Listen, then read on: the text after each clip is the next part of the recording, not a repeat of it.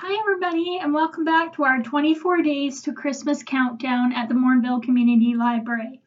We are down to our final craft. So this should be on your calendar if you're following your calendar and getting your stickers on there. We are on day number 22, so like a couple more days till Christmas. Very exciting. So for day 22, we are doing a cute little bubblegum ornament, a bubblegum machine ornament.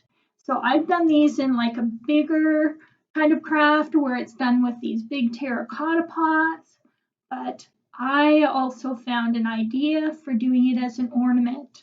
So I actually have one that's already put together over here to the side, and this is what it looks like. How cute is that? So this is going to be our vintage bubblegum ornament, bubblegum machine ornament. Got to get that all right, right? So this is going to be our final craft for our 24 days to Christmas countdown. So let's take a look at what we got for our supplies.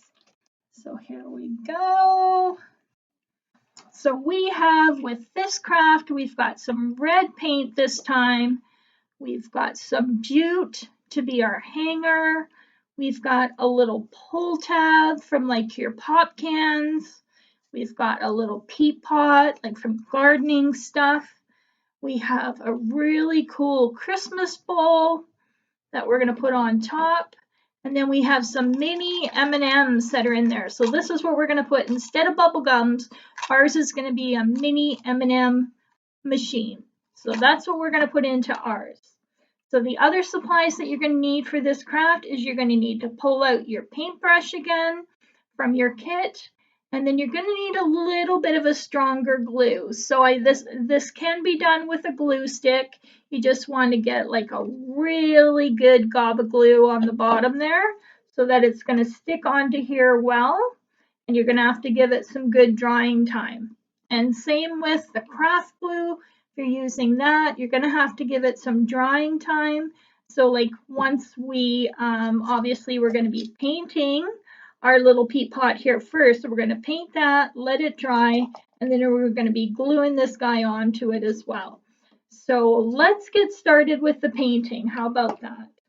So if you need help, ask someone to give you a hand opening up your paint just very carefully so it doesn't end up all over the place. I've got my handy wet paper towel ready to go for the paint that I know I'm going to get onto my fingers. So I'm all prepared for that. And I've got my paintbrush here, and let's get dipping into the paint. I have a bit of it on the lid here, so I'm going to pull that off first. So I'm going to start with the top because I really want this to be dry when I go ahead and do the super gluing to put this ball onto the top there. So I'm going to start with the top there. You don't need a thick bunch of paint on there, just a nice thin coating because the color goes on really, really well. If you're finding that your paint's a little bit dry, again, this is a water base, so you can add a little bit of water to it and that'll make it a little bit more spreadable. But otherwise, just go ahead and just give it a good spreading all the way across. So there we go. We've got our little peat pot has been all colored with the red, and you want to give it some drying time. Certainly if you'd like to speed up your drying time, you can, if it's okay with your parents. For the little ones and for others, grab a hair dryer and you can just give that a little bit of a blow dry on a low temp to give that a quick dry. So next we're going to look at putting on our ball. So the thing that I did find with this is that you definitely need a bit more of a stickier glue. So again, like I said, you can use your glue stick, give it a really good gob of glue, and we're going to be sticking that on there. With your tacky glue, that will work as well. You're just going to have to hold it for a little bit to get it to dry. And again, you can use the hair dryer to help speed that process a little bit. And for mine, if you're able to, or if you can ask for help with a low temp gun, that's what I'm going to use to put this guy on for today, because that's just a bit quicker for me. So I am going to put a good bunch of this here on the bottom there. And I'm going to place that on here, and I'm just going to hold it for a little bit. And maybe what would have been good before I stuck that on is you could pull this tab off. There we go. So yeah, if you get a chance, pull this guy off first. And once you've got it holding pretty well on there, open up your mini M&Ms. And if you want, you can count them as they go in. You can fill up your whole thing with that. You're going to have your candies in there for your machine. And then the next thing you're going to want to do, and again, you can use this with any of the glues, is we're going to want to adhere our little tab. So it's kind of like when you see on the bubblegum machines or the candy machines that you put your money into the top and the bottom is where your candy comes out. So we're just going to imagine that that's what these guys are here. And I'm going to put a little bit of glue, so we want to have it facing this way is the best. But again, you can put it on whichever way you want. But this allows us to kind of hold the top, put a little bit of glue on this little tab part down here. And then we can go ahead and just stick that right on to the peat pot, wherever you feel is the best spot for it to go.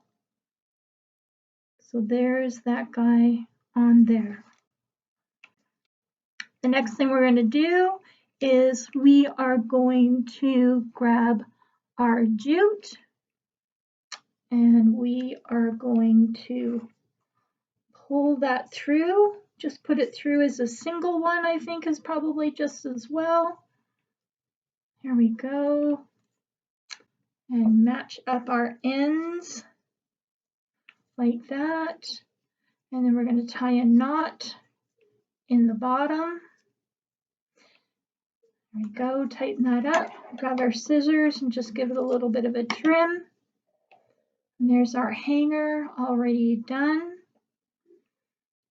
Now you can go ahead and make sure you got all your candies in there. Maybe you can even sample a couple of them. I'm going to leave mine where it's at right now to finish up the video. You're going to put your little tab onto the top there. And then one other thing that I did with this other guy here is I wrote the year on it. So you could put like your name in the year, or, you know, whatever you want. You could put Merry Christmas, or, you know, whatever kind of greeting you want on the bottom there. So 2022. There we go. So those are our candy machines. So how adorable are those? I'll pull those over to the side. So that's it. We've done all of our crafts in our bag. I hope you had a great time doing them. I can't wait to see how yours turned out.